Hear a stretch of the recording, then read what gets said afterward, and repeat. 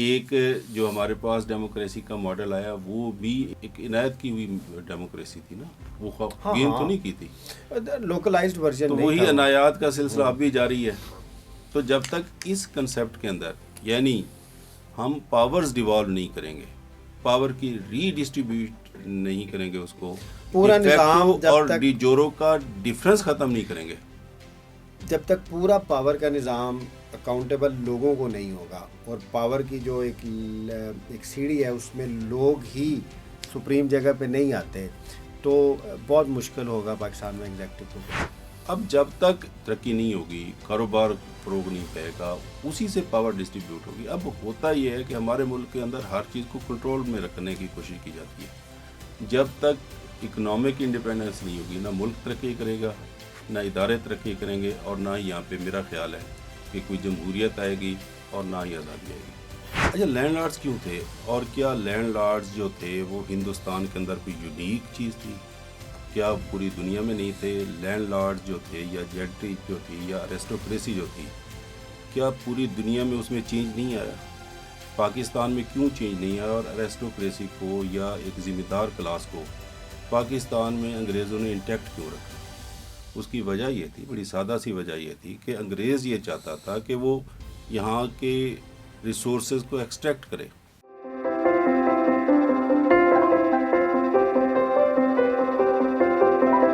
بسم اللہ الرحمن الرحیم. ریپبلک پالیسی کے پلیٹ فارم سے ایک نئی پوڈ کاسٹ لے کے آپ کی خدمت میں حاضر ہیں. آج ہمارے ساتھ ایک سینئر سول سرونٹ ہیں جو تاریخ کے اوپر, قانون کے اوپر اور ایڈمنسٹریشن کے اوپر ایک خاص نقطۂ نظر رکھتے ہیں. آج ہم ایک انتہائی امپورٹنٹ ٹاپک پہ بات کریں گے کہ جو ٹرانزیشن ہونی تھی پاکستان کی, وہ ٹرانزیشن کیوں نہیں ہو سکی. پاکستان نے انہیرٹ کیا ہے ایک کلونیل سٹرکچر, چاہے ایڈمنسٹریشن کا دیکھ لیں, چاہے جوڈیشری کا دیکھ لیں, چاہے دوسرے ہمارے جتنے ادارے ہیں ان کی ساخت دیکھ لیں, حتیٰ کہ جو ہماری سوسائٹی کے سٹرکچرز ہیں وہ بھی ہم نے انہیرٹ کیے ہیں. ابھی ہم یہ بات نہیں کریں گے کہ میرٹ کیا ہے کالونی کے سٹرکچرز کا, اس میں کچھ پازیٹیو بھی ہیں, کچھ نیگیٹیوز بھی ہیں. بہرحال جو پاکستان میں یا ایون انڈیا میں سٹرکچرز تھے مغل دور میں, یا پنجاب کی اگر بات کریں مہاراجہ رنجیت سنگھ کے دور کے, وہ نان ایگزسٹنٹ ہیں. ہمارے پاس جو بھی سٹرکچرز آئے ہیں تمام پبلک لائف کے یا ایون سوسائٹی کے, وہ ہم نے کالونیل انڈیا سے انہیرٹ کیے ہیں. اب کویشچن ہمارا جو بنیادی ہے جس کے اوپر ہم یہ پوڈ کاسٹ کرنے جا رہے ہیں کہ 1947 کے بعد جو ہماری گورنمنٹ تھی, اس کے تینوں ادارے, مقننہ, انتظامیہ, عدلیہ, اور جو دوسرے ریاستی ادارے تھے یا ایون جو سوسائٹی کے ادارے تھے, وہ اس مقصد کے تحت, جس مقصد کے تحت پاکستان کو قائم کیا گیا تھا, اس کے مطابق ریفارم, ری اسٹرکچر یا نئے سرے سے کیوں نہ بن سکے. تو بہت شکریہ آپ کا سر ہمیں ٹائم دینے کا. اچھا سر, اب آپ ذرا یہ بتائیے گا کہ پاکستان ایک مقصد کے لیے قائم ہوا تھا, ایک نئی ریاست ایک مقصد کے لیے قائم ہوئی تھی. اگر آپ پاکستان کا ابھی بھی اسٹرکچر دیکھیں, گورنر اسٹرکچر دیکھیں, ایڈمنسٹریشن کا دیکھیں, لیجسلیشن دیکھیں, وہ ساری کی ساری اسی اسٹرکچر کی ہے جس کے خلاف ہم نے ایک جد و جہد کی. تو یہ جو ایک ٹرانسفارمیشن ہونی تھی اسٹیٹ اسٹرکچرز کی, یہ کیوں نہ ہو سکی؟ اچھا, اس میں بنیادی بات یہ ہے کہ ہم اس چیز میں الجھے رہتے ہیں جب ہم بہت ساری اصطلاحات استعمال کرتے ہیں. لا کی بات کر لی, ایڈمنسٹریٹو اسٹرکچر کی بات کر لی. سوال یہ ہے کہ کیا ٹارگیٹ اینڈز کا فیصلہ کرتے ہیں یا اینڈز ٹارگیٹ کا فیصلہ کرتا ہے؟ تو میرا خیال یہ ہے کہ جب پاکستان آزاد ہوا ہے تو ہم نے اپنا ٹارگیٹ ہی فکس نہیں کیا. ہم اپنے مینز کو, اپنے اینڈز کو پالش کرتے رہے ہیں, ٹارگیٹ ہماری نظروں سے اوجھل ہو گیا. اچھا, اگر آپ یہ دیکھیں 1937 کے الیکشنز دیکھیں یا 1945 کے الیکشنز دیکھیں, تو 1937 کے الیکشن میں ایک سبق سیکھا تھا مسلم لیگ نے کہ آپ نے انہی لوگوں کو جو ایلیٹ یا اشرافیہ ہے انہی لوگوں کو آگے لے کے آئیں گے تو آپ الیکشن جیتیں گے. 1945 کے الیکشن میں آپ کو پتہ سارے لینڈ لارڈس تھے, نواب تھے, دوسرے لوگ تھے. تو اصل میں تو کیپچر اسی وقت ہی یہ نظریہ ہو گیا تھا ایلیٹ کے نام پہ. اور پھر بعد میں جب پاکستان قائم ہوا تو اگر پاکستان کی آپ پہلی کانسٹیٹوئنٹ اسمبلی دیکھیں, اس میں مڈل کلاس ریپرزنٹیشن نہیں تھی, اس میں ایجوکیٹڈ لوگوں کی ریپرزنٹیشن نہیں تھی, لینڈ لارڈس تھے سارے. اچھا, لینڈ لارڈز کیوں تھے, اور کیا لینڈ لارڈز جو تھے وہ ہندوستان کے اندر کوئی یونیک چیز تھی؟ کیا پوری دنیا میں نہیں تھے؟ لینڈ لارڈ جو تھے یا جینٹری جو تھی یا ایرسٹوکریسی جو تھی، کیا پوری دنیا میں اس میں چینج نہیں آیا؟ پاکستان میں کیوں چینج نہیں آیا؟ اور ایرسٹوکریسی کو یا ایک ذمہ دار کلاس کو پاکستان میں انگریزوں نے انٹیکٹ کیوں رکھا؟ اس کی وجہ یہ تھی، بڑی سادہ سی وجہ یہ تھی کہ انگریز یہ چاہتا تھا کہ وہ یہاں کے ریسورسز کو ایکسٹریکٹ کرے. اس کے لیے ایک ایسا اس کو سسٹم چاہیے تھا، ایسا طبقہ چاہیے تھا جو ان کو ہیلپ کرے. اب جو کالونیل پرپز تھا وہ تو ڈیفرنٹ پرپز تھا، ٹھیک ہے نا. ڈیولپمنٹ آف انڈیا جو ہے، مطلب انگریز کے ہم کریڈٹ دیتے ہیں دو چیزوں کا، ریلوے کا، لا اینڈ آرڈر کا، اور نہری نظام کا. یہ تین بنیادی خانہ کمیونیکیشن میں وہ پہلے بھی تھی، لیکن یہ تین میجر تھے. جی جی. اب ریلوے خاص طور پہ جو پاکستان کا ریلوے ہے، جس کو ہم ویسٹرن ریلوے کہتے ہیں، دفاعی مقصد کے لیے تھا. اگر آپ دیکھیں یہ کراچی سے سٹارٹ ہوتا ہے، چمن اور لنڈی کوتل پہ ختم ہوتا ہے افغانستان تک، کیونکہ اس سائڈ سے رشیا جو تھا وہ موو کر رہا تھا. اب رشیا کو کاؤنٹر کرنے کے لیے بھی ساتھ تھی، ریسورسز کی تھی، لیکن بنیادی پرپز دفاعی تھا. پھر یہ ہوا کہ ترقی ہوئی، ٹیکنالوجیکل ایڈوانسمنٹ ہوئی، ٹاپوگرافک میپ بنے. اس سے پہلے سلطنت پیریڈ کے اندر دیکھ لیں آپ، مغلیہ سلطنت میں آپ دیکھیں کہ انہوں نے نہری نظام بنانے کی کوشش کی، فیل ہو گئے کیونکہ ان کے پاس ٹاپوگرافیکل میپ نہیں تھے. انگریز نے اس ٹاپوگرافیکل میپس کی وجہ سے ایک نہری نظام کھڑا کر دیا. جب وہ نہری نظام قائم ہوا تو غیر آباد علاقے جتنے تھے وہ سارے آباد ہو گئے. اب اس کی ٹرانسپورٹیشن بھی چاہیے تھی، تو اس کے ساتھ ایک دوسری چیز بھی مل گئی کہ وہ جو raw material, agriculture raw material پیدا ہو رہا تھا، اس کی ٹرانسپورٹیشن بھی دفاعی کے ساتھ اس پرپز کے لیے استعمال ہونے لگ گئی. اور لا اینڈ آرڈر جو تھا، اب اگر آپ دیکھیں تو بر صغیر جو تھا یہ مختلف ریاستوں میں تقسیم تھا، اور یہ ریاستیں ہر وقت لڑتی رہتی تھیں. انہوں نے آگے ان ریاستوں کو ٹیم کر لیا، ان کو ایک سسٹم کے اندر لے کے آئے، اور ریاستوں کی آپس کی لڑائی جب ختم ہوئی تو صدیوں کے بعد، دنوں کی بات نہیں کر رہا، صدیوں کے بعد بر صغیر کے اور پنجاب کے لوگوں نے امن و امان دیکھا. اس امن و امان کی وجہ سے ان کو مزید فوائد حاصل ہوئے. تو وہ امن و امان بھی ایک پرپز کے لیے تھا، وہی پرپز تھا کہ انہوں نے اس کے ریسورسز کو استعمال کرنا. اگر آپ دیکھیں 200-250 سالہ کلونیل جو ٹائم ہے، مختلف ایریاز میں مختلف ہے، اس میں گورے نے ری ڈیزائن کی ہے سوسائٹی، معاشرے کو بھی ری ڈیزائن کیا ہے. اس نے معاشرے میں معززین پیدا کیے ہیں. آپ دیکھ لیں کہ پیر بھی انہوں نے بنائے ہیں. پاکستان میں مختلف لیبر کی کلاسز بھی انہوں نے ڈیولپ کی ہیں. گاؤں ہمارے نئے سرے سے آرگنائز ہوئے ہیں، ان کا سوشل سٹرکچر آرگنائزیشن ہوا ہے. ابھی ہم بات کریں گے اس کی ریاست کی، لیکن سوسائٹی بھی انہوں نے بڑے اچھے طریقے سے ری ڈیزائن کی ہے، اور اس میں انہوں نے ڈفرینٹ ریلیجنس کو بھی بڑے اچھے طریقے سے سیٹل کیا، مسلمانوں کو، عیسائیوں کو اور ہندوؤں کو. اور جتنے بھی ان کے پریسٹ آئے ادھر، ان میں آپ یہ دیکھیں کہ انہوں نے مسلمانوں کو پریچ نہیں کی کرسچینٹی، انہوں نے جو دوسرے لوگ تھے ان کو کرسچینٹی کی. تو اس حد تک وہ سکسیزفل رہے کہ انہوں نے سوسائٹی کو بھی ری ڈیزائن کیا. اچھا، مغربی اقوام جو ہے نا، ان کے اندر ایک جو خوبی تھی، شاید وہ مشرقی اقوام کے اندر وہ ڈیولپ نہیں ہوئی، وہ ان کا ریسرچ کا ایک ان کے اندر ایک خواہش تھی، ایک جذبہ تھا، وہ کرتے تھے. اس کو بے شک وہ اپنے مقاصد کے لیے ہی استعمال کرتے تھے. انہوں نے ان سسٹمز کو بڑا اچھا پڑھا. لیکن جہاں تک ہے مختلف اقوام کی مذاہب کی بات، تو صرف انگریز نہیں، آپ دنیا کی کسی بھی اچھی سویلائزیشن کو دیکھ لیں. مثلا عثمانی بڑی عظیم مسلم حکومت سمجھی جاتی ہے. تو فتح قسطنطنیہ کے بعد، کانسٹینٹینوپل کی فتح کے بعد، وہ جو ایسٹرن آرتھوڈاکس چرچ تھا، اس کا مرکز وہی تھا، اور آج بھی وہی ہے. اور دنیا میں کیونکہ ایک وقت کے اندر دنیا کے اندر سب سے زیادہ یہودی قسطنطنیہ میں رہتے تھے. ابراہیمک ریلیجن پھر بھی ایسوسیشن رکھتا ہے تمام ڈفرینسیشنز کے بعد. یہ ایک آرگومنٹ ہے جو بہت زیادہ دیا جاتا ہے کہ ابراہیمک ریلیجنز کے لوگ جب ایک دوسرے کو ایون جنگوں میں بھی لپیٹتے ہیں تو کچھ چیزوں کا خیال رکھتے ہیں، گو کہ یہ سیکنڈ ورلڈ وار میں نہیں ہوا. لیکن ابھی ہم اس کو دیکھتے ہیں، سوسائٹی ری ڈیزائن کی، اسٹرکچر ریاست کا تو انہوں نے پورا ری ڈیزائن کیا.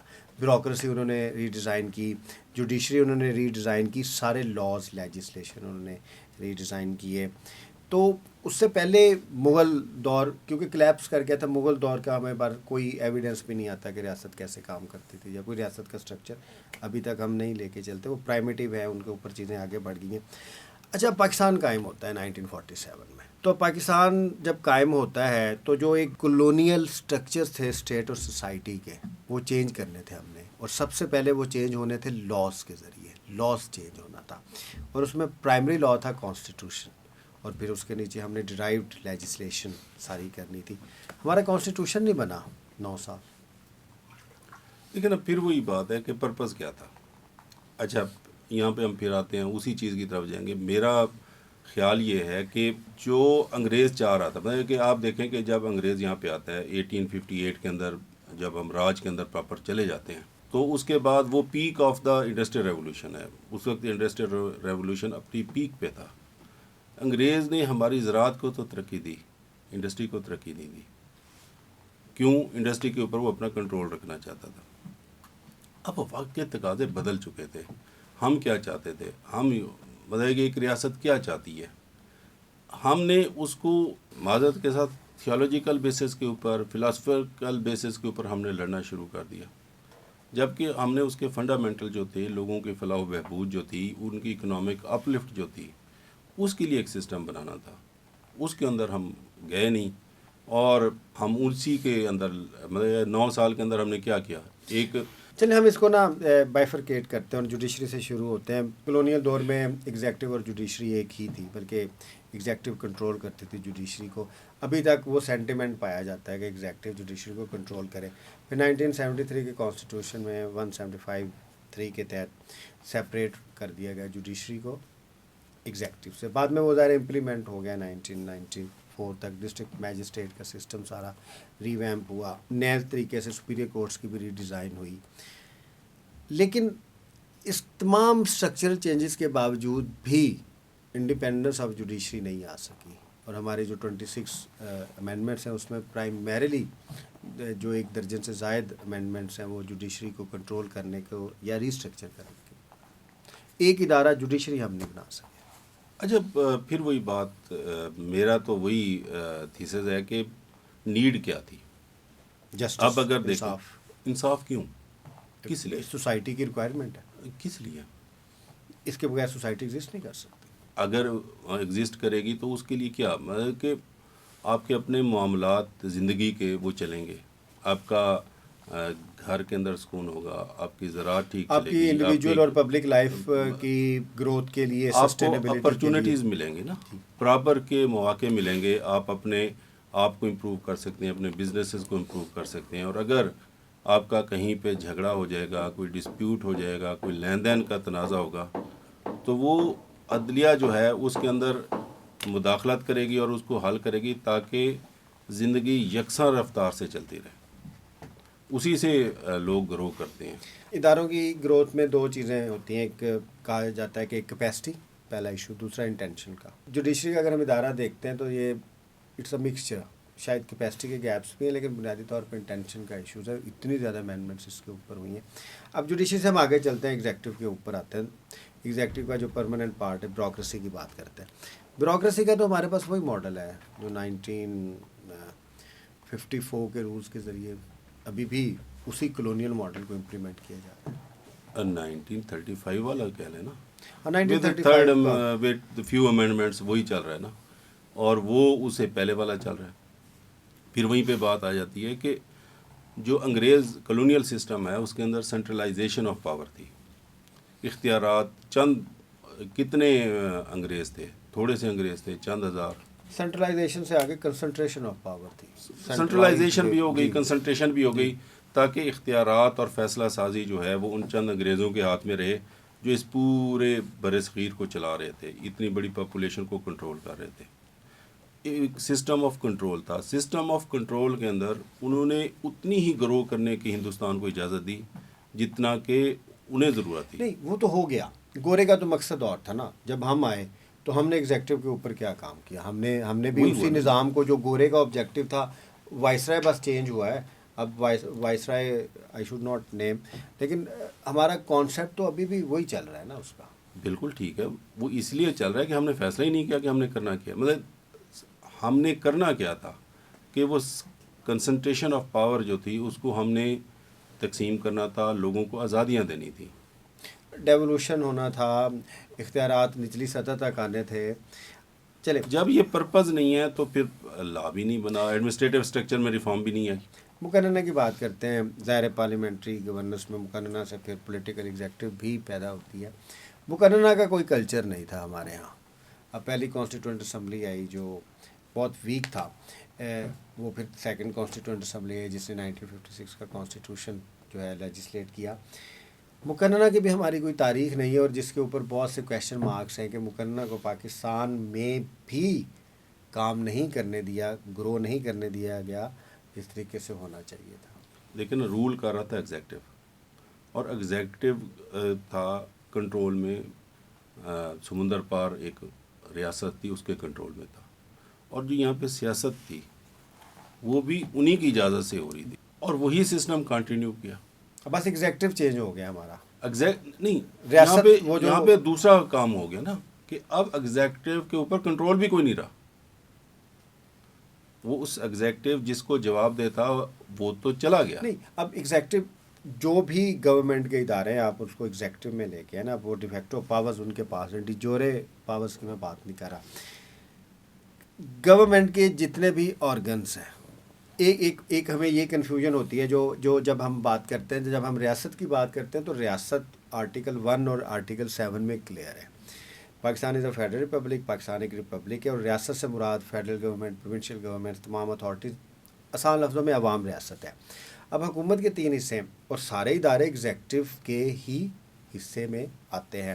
تو پاکستان میں ساری کنسنٹریشن ہوگی ایگزیکٹو کی. اب ایگزیکٹو میں بیوروکریسی بھی ہے، باقی ادارے بھی ہیں، مقتدرہ بھی ہے، اسٹیبلشمنٹ بھی ہے، باقی بھی ہیں سارے. تو اب وہ جو ایک ایگزیکٹو کی کنسنٹریشن آف پاور ہے اس کے تحت ہی پھر ملک چلا ہے نا. مقننہ بھی اس طریقے سے انہوں نے کنٹرول کی ہے، اور پھر جوڈیشری بھی انہوں نے کی ہے. اب پھر وہیں پہ ہم آتے ہیں کہ جو ہمیں ہسٹری ملی ہے یا جو ہمارا ایولیوشن ہوا ہے، 1909 کی ریفارمز تھیں، 1919 کی ریفارمز تھیں، 1929 کی نہ ہو سکی، 1935 کی ہوئی. اسی طرح آہستہ آہستہ انہیں اختیارات دیتے گئے. تو جو مقننہ موجود تھی ہندوستان کے اندر وہ تو under the supervision of the executive تھی. اب کیا ہوا کہ جو ایگزیکٹو کو جس نے دیکھنا تھا وہ تو چلا گیا. اب پرورش جو تھی وہ اسی طرح ہو رہی ہے.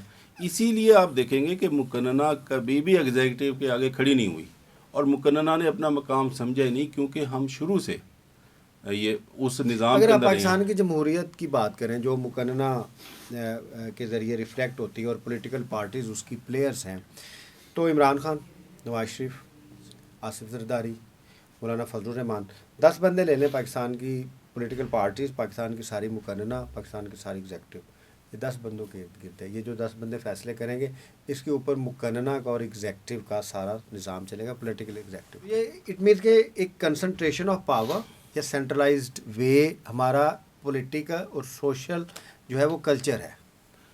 لیکن ابھی ہم اس کو یوں کہہ سکتے ہیں کہ میڈیول ایجز سے ہم ابھی تک گرو نہیں کیے. بالکل ٹھیک ہے نا. ابھی تک ہم انہی قرون وسطیٰ کے اندر رہ رہی ہیں، نشاط ثانیہ بھی نہیں، نشاط ثانیہ بھی نہیں، کوئی ابھی ہو رہا ہے ایولیوشن کوئی بھی خاص. نہیں. ایک جو ہمارے پاس ڈیموکریسی کا ماڈل آیا وہ بھی ایک عنایت کی ہوئی ڈیموکریسی تھی نا، وہ گین تو نہیں کی تھی، لوکلائزڈ ورژن تو نہیں وہی تھا. عنایات کا سلسلہ اب بھی جاری ہے. تو جب تک اس کنسیپٹ کے اندر یعنی ہم پاورز ڈیوالو نہیں کریں گے، پاور کی ری ڈسٹریبیوٹ نہیں کریں گے، اس کو پورا نظام اور جب تک ڈی جورو کا ڈفرنس ختم نہیں کریں گے، جب تک پورا پاور کا نظام اکاؤنٹیبل لوگوں کو نہیں ہوگا، اور پاور کی جو ایک سیڑھی ہے اس میں لوگ ہی سپریم جگہ پہ نہیں آتے، تو بہت مشکل ہوگا پاکستان میں ایگزیکٹو کو کنٹرول. اچھا اس کے اندر پھر وہی بات ہے کہ لوگ کیسے آئیں گے. دیکھیں نا، اگر ہم ویسٹرن سویلائزیشن کو دیکھیں تو ان کے اندر ایک بہت بڑا حصہ جو ہے آزادی کا وہ آپ کو انڈسٹریل ریولوشن کے بعد ملتا ہے. انڈسٹریل ریولوشن نے آ کے سرفس کا نظام ختم کر دیا، یعنی وہ جو زرعی غلام تھے ان کا نظام ختم ہو گیا اور ورکرز کو انڈیپینڈنس ملی. ورکرز کے حالات شروع میں ٹھیک نہیں تھے لیکن آہستہ آہستہ وہ بہتر ہوتے چلے گئے. اب جب تک ترقی نہیں ہوگی، کاروبار فروغ نہیں پائے گا، اسی سے پاور ڈسٹریبیوٹ ہوگی. اب ہوتا یہ ہے کہ ہمارے ملک کے اندر ہر چیز کو کنٹرول میں رکھنے کی کوشش کی جاتی ہے. جب تک اکنامک انڈیپینڈنس نہیں ہوگی، نہ ملک ترقی کرے گا، نہ ادارے ترقی کریں گے، اور نہ ہی یہاں پہ میرا خیال ہے کہ کوئی جمہوریت آئے گی اور نہ ہی آزادی آئے گی.